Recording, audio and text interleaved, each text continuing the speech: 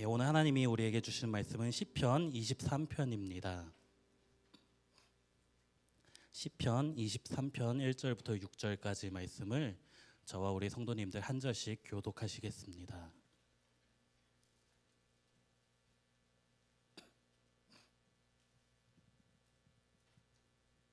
같이 교독합니다.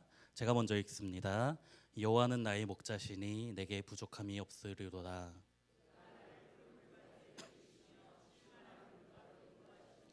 내 영혼을 소생시키시고 자기 이름을 위하여 의의 길로 인도하시는도다.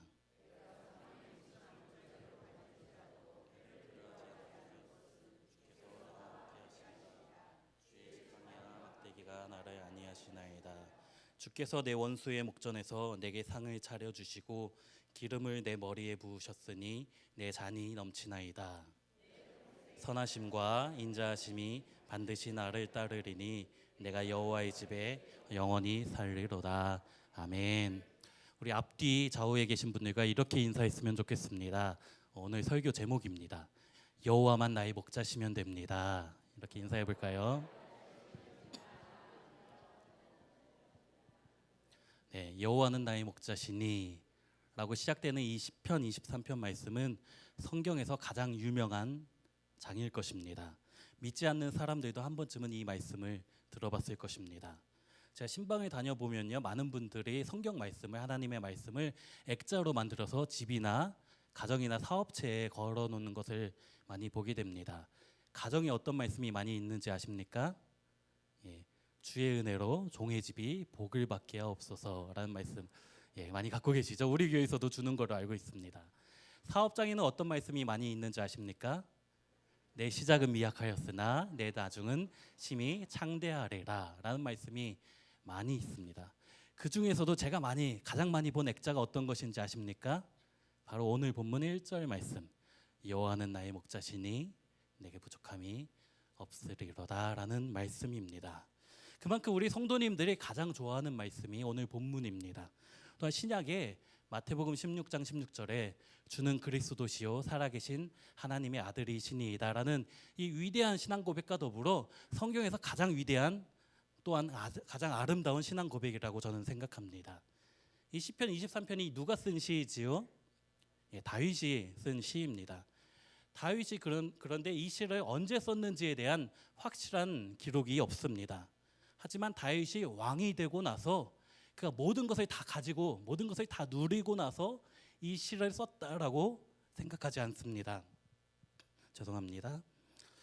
또는 그가 왕이 되기 전에 자기 아버지의 양들을 치면서 아무 걱정 없이 근심 없이 그냥 푸른 초장에서 편하게 그냥 하나님 바라보면서 하늘나라 바라보면서 이 시를 쓴 것도 아닙니다. 그의 노년에 치열한 싸움판과 같은 인생길을 다 거치고 나서 쓴 시라고 대부분의 신학자들이 그렇게 생각을 합니다. 어떤 학자는 자기 아들인 압살롬이 죽이려고 할 때 도망가면서 쓴 시라고 합니다. 다시 말해서 자기 인생의 가장 곤고한 시기, 가장 비참한 시기, 자기 아들이 죽이려고 할 때 도망가면서 쓴 그 마음의 상태가 어땠겠습니까? 너무나 비참한 그 심정 가운데 쓴 시가 바로 이 시입니다.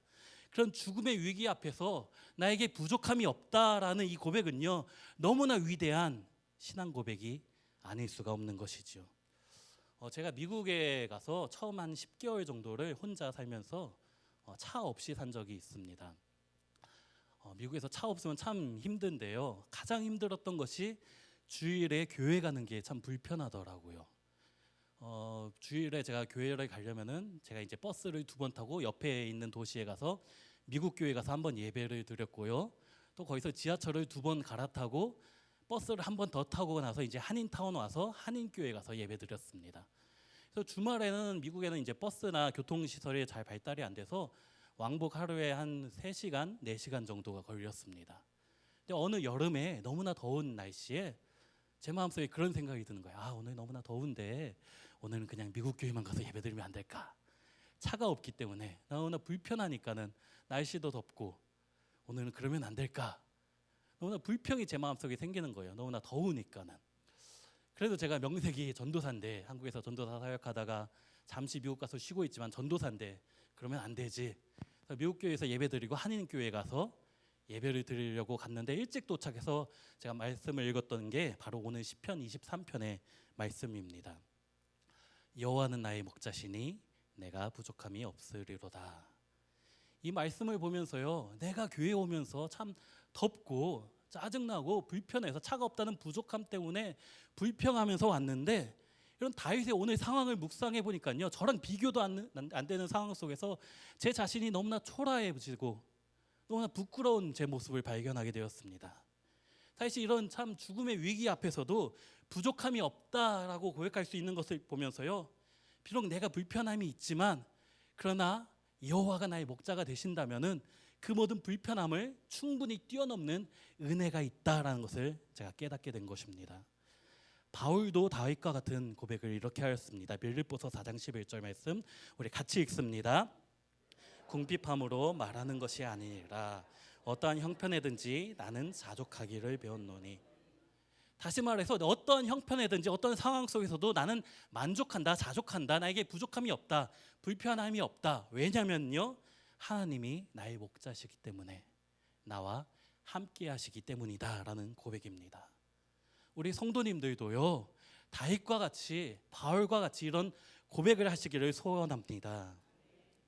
이런 고백을 하는 우리들을 하나님께서 인도하시는 것이 바로 2절 말씀에 나옵니다. 2절 말씀 같이 읽습니다. 그가 나를 푸른 풀밭에 누이시며 쉴만한 물가로 인도하시는도다. 푸른 풀밭, 쉴만한 물가, 얼마나 좋습니까? 예수 믿기만 하면요, 인생의 고속도로가 확 열려서요, 푸른 풀밭, 쉴만한 물가, 얼마나 좋습니까? 그런데요, 제가 신혼여행을 이제 성지순례로 가서 이스라엘 땅을 갔는데요, 제 머릿속에 이 시편 23편의 말씀을 머릿속에 상상을 하고 그 땅을 갔습니다. 푸른 초장, 푸른 풀밭. 제가 보니까요, 누런 풀떼기밖에 없어요.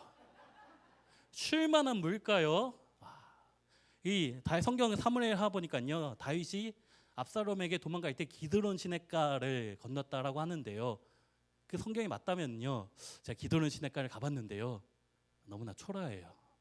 야곱의 야복강이요, 그냥 점프하면 건널 수 있는 강도 아니었어요. 물론 제가 간 때가 건기여서 그랬겠지요. 하지만 다윗이 이런 죽음의 위기 앞에서도, 압살롬에게 쫓겨나면서도 너무나 비참한 심정 가운데서도 이것이 쉴만한 물가다 라고 느낄 수 있었던 것은요, 그것이 정말 좋은 곳이어서 그 환경이 너무 안락했기 때문에 그런 것이 아닙니다. 왜 그렇습니까?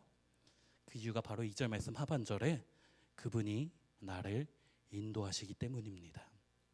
또한 3절 말씀 같이 읽어볼까요? 내 영혼을 소생시키시고 의의 길로 인도하시는도다. 비록 우리의 삶이 누런 풀떼기 같지만, 보잘것없는 물가 같지만은, 환경은 그대로지만 그것이 푸른 초장, 쉴만한 물가다라고 생각할 수 있는 것은, 그렇게 느낄 수 있는 것은요, 그 순간도 여호와께서 나와 함께 하시기 때문입니다. 하나님이 여전히 의의 길로 인도하시기 때문입니다. 때로 우리의 삶이 4절 말씀에 나오는 것처럼 사망의 음침한 골짜기를 지나가는 것 같을지라도요, 우리가 해를 두려워하지 않을 수 있는 것은 다윗의 고백처럼 하나님이 우리와 함께 하심을 믿기 때문입니다. 여기서 해라는 히브리어라는요, 악, 고난, 재난이라는 뜻을 가지고 있습니다. 다시 말해서 우리가 우리 앞에 여러 가지 고난이 있지만, 그렇더라도 우리가 두려워하지 않고 그럼에도 불구하고 감사할 수 있는 것은요, 그곳에서도 하나님은 우리와 함께 하시기 때문입니다. 하나님이 우리들을 인도하시는 것은 항상 좋은 곳이 아닐 수도 있습니다. 욥과 같이 사망의 음침한 골짜기, 그것을 지나는 것 같을 때라도 우리가 여전히 감사할 수 있는 것은 그곳에서조차도 하나님께서는 우리의 목자가 되심을 믿습니다. 그래서 다윗은 시편에서, 다른 시편에서 이렇게 고백합니다. 우리 시편 139편 말씀 7절부터 10절까지 같이 봉독합니다. 내가 주의 영을 떠나 어디로 가며 주의 앞에서 어디로 피하리까? 내가 하늘에 올라갈지라도 거기 계시며 수월에 내 자리를 펼치라도 거기 계시니이다. 내가 새벽 날개를 치며 바다 끝에 가서 거주할지라도 거기서도 주의 손이 나를 인도하시며 주의 오른손이 나를 붙드시리이다. 아멘. 우리가 세상 끝에 있다 할지라도요, 주님은 우리와 함께 계시며 우리를 인도하시는 분이십니다. 비록 우리가 죽음의 순간 앞에 있다 할지라도요, 하늘이나 스월에 있다 할지라도요, 우리가 감사할 수 있는 것은요, 우리가 아까 찬양한 것처럼 주 예수와 동행하니 그 어디나 하늘나라이기 때문입니다. 저와 가까운 분이 전에 폐암 말기셔서 이제 수술을 하셨습니다. 수술 후에 마음의 준비를 하라는 이야기를 들었어요. 그분이 하나님, 이럴 때는 어떻게 기도해야 됩니까 도대체? 하나님, 한 번만 살려주시면은 주님 위해서 더 열심히 살다 가겠습니다 라고 기도를 해야 되는지, 하나님께서 부르시면 네 주님, 제가 주님 앞에 가겠습니다 라고 기도를 해야 되는지 모르겠다고 하셨어요. 처음에는 하나님께 살려달라고 하는 게 이게 반항하는 건 아닌지. 근데 그분이 한참 동안 기도하다가 내린 결론이 살려주셔도 감사고 불러가셔도 감사다. 우리가 거하든지 떠나든지 주를 기쁘시게 하는 자 되면 되기 때문입니다. 바울의 고백이지요. 우리 인생에 때로 높은 산이 있고요, 거친 들이 있고요, 구질구질한 초막 같은 인생을 살아간다 할지라도요, 주 예수만 동행하면, 여호와만 나의 목자시면 그 어디나 하늘나라인 줄로 믿습니다. 하나님께서 우리의 삶을 인도하시는 것은 확실합니다. 흔들리지 않습니다. 왜냐하면요, 3절 말씀처럼 내 영혼을 소생시키시고 자기 이름을 위하여 의의 길로 인도하시는도다. 바로 하나님, 그분 자신의 이름을 걸고 하신 맹세이기 때문입니다. 사람의 이름으로 한 맹세는요, 실수가 있고요, 거짓이 있습니다. 또 시간이 지날수록 변하기도 합니다. 저도 어떤 여자한테 내가 너 평생 사랑해 줄게, 평생 행복하게 해줄게 라고 약속을 했었는데, 요즘 보면요 별로 행복해하지 않는 모습을 볼 때가 있어요. 제가 거짓으로 그런 약속을 했겠습니까?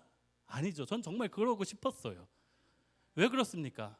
인간의 약속은요 실패하고 변할 수가 있어요. 하지만 하나님의 약속은 변하지 않습니다. 왜 그렇습니까? 그분은 신실하신 분이기 때문입니다.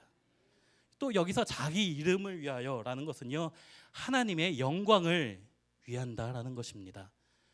우리 앞에 사망의 음침한 골짜기가 있다라면요, 그것은요 곧 다른 말로 해서 하나님께서 영광을 받으실 좋은 찬스라는 겁니다. 인간의 힘과 능력으로, 또 인간의 노력으로 벗어날 수 있는 것은요, 하나님께 영광이 되지 못하겠지요. 하지만 도저히 벗어날 수 없는 상황에서 우리가 사방으로 우겨쌈을 당하는 것 같은 그런 순간에서도 우리가 낙심치 않을 수 있는 것은 그 순간이 하나님께서 우리들을 위하여 일하기 시작하는 시간이기 때문입니다. 우리의 삶을 통하여, 우리의 여러 가지 위기와 고난과 어려움을 통하여 하나님께서는 영광받기 원하신다라는 것입니다. 그래서 다윗은요 마지막으로 이렇게 고백합니다. 우리 6절 말씀 같이 읽습니다. 내 평생의 선하심과 인자하심이 반드시 나를 따르리니 내가 여호와의 집에 우리 한 번 더 읽습니다. 내 평생의 선하심과 인자하심이 반드시 나를 따르리니 내가 여호와의 집에 영원히 살리로다. 이 시편 23편 말씀은요 1절부터 여호와로 시작하고요, 마지막 6절에서도 여호와로 끝납니다. 다윗이 누구의 집에 살겠다고요?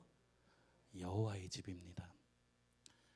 성경에 보니까요, 인간이 처음으로 여호와의 이름을 부른 장면이 창세기 4장에 나옵니다. 우리 4장 26절 같이 읽습니다. 셋도 아들을 낳고 그의 이름을 에노스라 하였으며 그때 사람들이 비로소 여호와의 이름을 불렀더라. 셋이 아담과 하와의 아들이지 않습니까? 가인과 아벨을 낳고 아벨이 죽고 나서 하나님께서 다시 주신 아들이 셋입니다. 근데 이 셋이 자기 아들을 낳고 그 이름을 에노스라고 지었습니다. 이 에노스라는 단어는요 아나시라는 단어에서 파생된 단어인데요, 이 단어는 치료가 불가능한 상태, 재난을 당하거나 고통 가운데 있는 상태를 묘사할 때 쓰는 단어입니다. 셋이 아들을 낳았는데 하필이면 이렇게 이름을 진 거예요. 너는 고통당할 수밖에 없는 애야. 너는 죽을 수밖에 없는 아이다. 야베스와 비슷한 이름이죠. 왜 하필이면 이렇게 지었을까요? 축복하면서 지었으면 얼마나 좋겠습니까? 아마도 셋이 자기 형이었던 아벨의 죽음에 대해서 듣고 나서 인간은 언젠가 죽을 수밖에 없는 존재구나 라는 것을 인식한 것 같습니다. 그래서 처음으로 여호와의 이름을 불렀습니다. 왜 그렇습니까? 왜 그때서야 인간이 죽을 수밖에 없는 존재라는 것을 인식하고 나서 여호와의 이름을 불렀겠습니까? 인간은 죽을 수밖에 없기 때문에, 고난과 고통을 당할 수밖에 없기 때문에 우리 아버지 되신 그분 여호와 하나님이 우리에게 필요하기 때문입니다. 우리가 사망의 음침한 골짜기를 달릴 수밖에 없기 때문에, 예수 믿어도 여전히 우리 가운데 어려움과 아픔이 있기 때문에 여호와 하나님이 필요합니다. 우리 성도님들 가운데 질병의 고통 가운데 계신 분 계십니까? 힘드시죠? 괜찮습니다. 왜요? 여호와만 나의 목자시면 됩니다. 물질의 어려움 갖고 계신 분 계십니까? 예, 힘듭니다. 그래도 괜찮습니다. 왜요? 여호와만 나의 목자시기 때문에, 목자시면 괜찮습니다. 미래가 보이지 않고 잘못된 길로 걸어가고 있는 분 계십니까? 그렇게 생각되시는 분. 사실 이건 제 자신의 고백입니다. 제가 또 신학교를 16년째 다니고 있어요. 아직도 다니고 있어요. 뭔가 잘못된 것 같아요.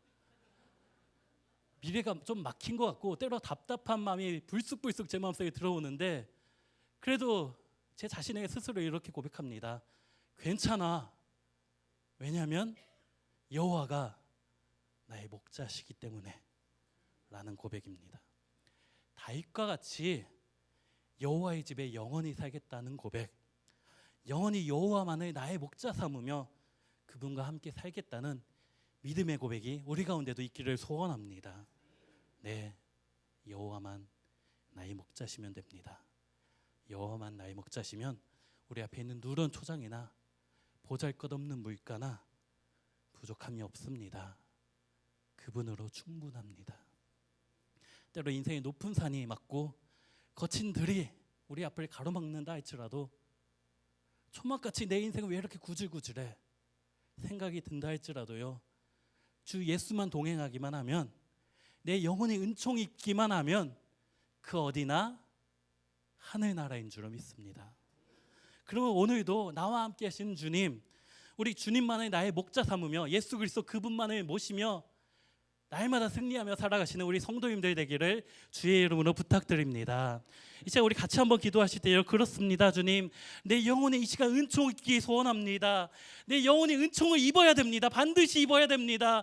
내 모든 중한 죄짐을 주님 앞에 내려놓아야 됩니다. 내 앞에 여러 가지 어려움 가운데 있기 때문에, 그래서 주님이 필요합니다. 나의 목자 되신 그분이 나에게 필요합니다. 여호와만 나의 목자가 되시면 됩니다. 그런 마음으로 우리 주님 한번 부르며 같이 기도하시겠습니다.